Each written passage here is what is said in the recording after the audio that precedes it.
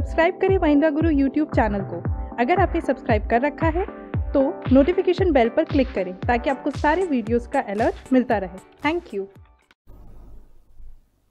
Hello and स्वागत है आप सभी का महिंद्रा गुरु के ऑफिशियल यूट्यूब चैनल पे। So today we are here to discuss the history of 25 May. 25 मई की हिस्ट्री को, इतिहास को डिस्कस करने के लिए हम आज आपके साथ हैं #FYI के सेशन में। सो डैट देख सकते हैं हम कि आज के सेशन में क्या ऐसा इंपॉर्टेंट है जो हमें डिस्कस करना है आपके साथ। जी हाँ, हेडलाइंस के साथ साथ birthday, death anniversary as well as question answer session जो कि हम FYI सेशन में कवर करते हैं। So here we are to discuss all those. तो चलिए बढ़ते हैं आज के सेशन की तरफ और देखते हैं कि आज के सेशन में ऐसा क्या खास है जो कि आज के डेट पे हेडलाइन बन गया। So moving on to the session और देखते हैं कि आज का पहला इंपॉर्टेंट हेडलाइन क्या है। So here is the headline 25 May 1914।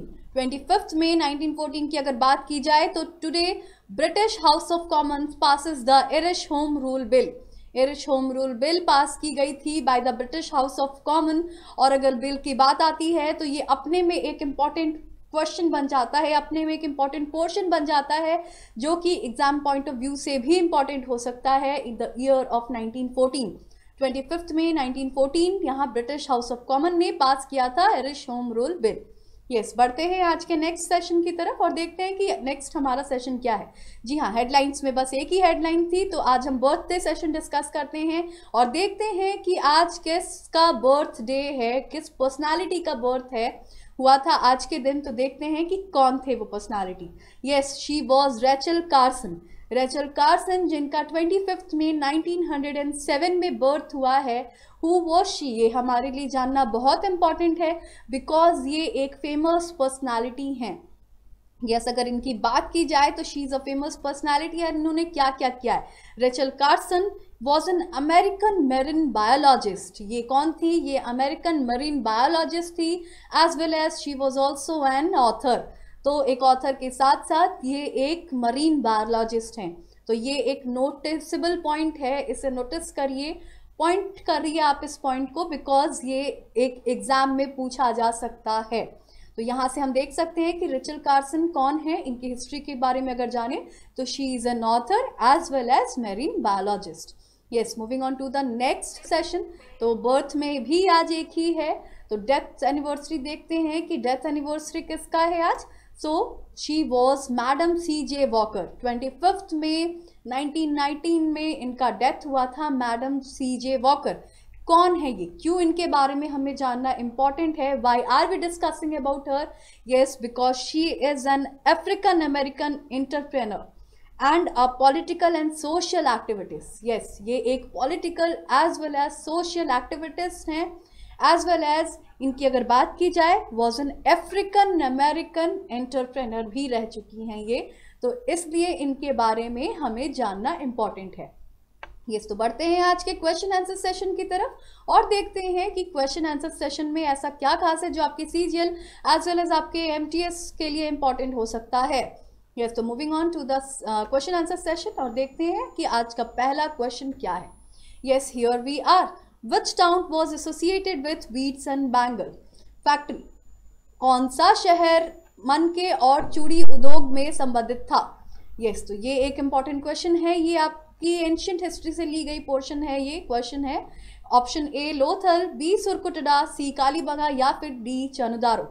Yes, तो यहाँ पे आंसर हमारे लिए जानना इंपॉर्टेंट है बिकॉज बीट्स एंड बैंगल्स ये एक आर्कियोलॉजिस्ट, मतलब ये जो इन्वेंशन की बात की जाती है तो वहाँ से उस सेक्शन से लिया गया है। तो देख लेते हैं कि इसका आंसर क्या है। तो द आंसर हियर इज चानुदारा। चानुदारा क्या है? यहाँ से ये एक्सकवेटेड साइट है जहाँ पे बीट्स और बैंगल्स की फैक्ट्री पाई गई थी। Yes, moving on to the next important question and question number 2 here is which Buddhist university was not formed by the Pala dynasty? कौन सा बौद्ध विश्वविद्यालय पाल वंश के द्वारा नहीं बनाया गया था? ए नालंदा, B विक्रमशिला, C सोनपरी या फिर D Udantapuri.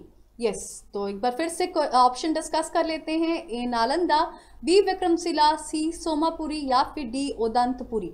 Yes, Buddhist university was not formed by Pala dynasty द्वारा इसमें से कौन सी डायनेस्टी है जहाँ पे बुद्धिस्ट यूनिवर्सिटी नहीं फॉर्म की गई है? तो चलिए देखते हैं इसके आंसर की तरफ और देखते हैं कि इसका आंसर क्या है। जान लेते हैं answer. Yes, answer here is Nalanda. Yes, बढ़ते हैं नेक्स्ट क्वेश्चन की तरफ और देखते हैं कि आज का नेक्स्ट इंपॉर्टेंट क्वेश्चन क्या है। Yes, so here we are. Angkor Wat temple at Cambodia built by which ruler? किस शासक द्वारा कंबोडिया के अंकोर वट मंदिर को बनाया गया था? A Vikram Deva one, B Suryavarman one, C Suryavarman two या फिर डी सिद्धार्थ सोलंकी। यस, तो ये अंकोरवट टेम्पल की बात हो रही है। अंकोरवट टेम्पल जो है आपको पता है कि बहुत इंपॉर्टेंट टेम्पल है। यहाँ टेम्पल से रिलेटेड, आर्ट एंड आर्किटेक्चर से रिलेटेड हिस्ट्री में क्वेश्चन पूछे जाते हैं। तो ये कौन से रूलर द्वारा बनाई गई थी? तो ये एक इंपॉर्टेंट क्वेश्चन बन सकता है आपके लिए। तो चलिए देख लेते हैं कि इसका आंसर क्या है। So here we are with the answer. Suryavarman two was the ruler जिन्होंने अंकोरवट टेम्पल एट कंबोडिया में बिल्ड किया था। So moving on to the next important question और देखते हैं कि आज का अगला क्वेश्चन क्या है। Question number 4, who built a new city Agra and made it his capital? Yes, किसने आगरा नया शहर बसाया था, उसे अपनी राजधानी भी बनाई थी? A Bahlol Lodi, B Sikandar Lodi, C Ibrahim Lodi and D none of this. As ये क्वेश्चन हमने पहले भी डिस्कस किया है। हिस्ट्री के क्लासेस चल रहे हैं आप लोगों के। हिस्ट्री के क्लास में ये मैंने चैप्टर दैट इज दिल्ली सल्तनत पीरियड कवर किया है। वहाँ मैंने आप लोगों को बताया ही था। तो आई होप इसका आंसर आप लोगों को पता होगा। तो चलिए देख लेते हैं जल्दी से कि इसका आंसर क्या है। So the answer here is B Sikandar Lodi. He founded the city of Agra और उसके बाद उसे उन्होंने कैपिटल भी बनाया अपना। Yes, moving on to the next question and let's see what the question is. Question 5, which part of the constitution deals with election? संविधान के किस भाग में चुनाव का उल्लेख है? एक बहुत ही खास क्वेश्चन बन जाता है अगर क्वेश्चन पॉलिटी से होता है। यस, पॉलिटी हिस्ट्री एक ऐसा सेक्शन है जहां से रिपीटेडली कॉमन क्वेश्चंस पूछे जाते हैं। एंड यहाँ बात हो रही है इलेक्शन की, जो कि repeated most of the time ये क्वेश्चन एग्जाम में आया है। आप किसी भी एग्जाम की बात करो तो देखते हैं कि इसका ऑप्शन क्या है। ऑप्शन ए पार्ट 10, पार्ट 12, पार्ट 14 या फिर पार्ट 15।